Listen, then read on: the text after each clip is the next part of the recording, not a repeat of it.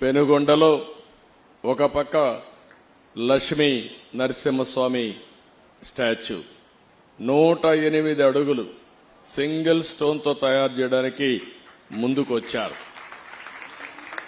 అది నేను ఎప్పుడో అప్పచెప్పాను, కానీ గడిచిన ప్రభుత్వం దానికి కూడా అడ్డుపడే పరిస్థితికి వచ్చారు. ఏ మంచి కార్యక్రమం ఉన్నా దాన్ని అడ్డుపడడం 5 ఏళ్లలో ఈ రాష్ట్రంలో జరిగింది. ఇంకా అలాంటి స్పీడ్ బ్రేకర్లు గాని విధ్వంసంగా ఉండదు. పూర్తిగా ప్రోత్సహిస్తాం.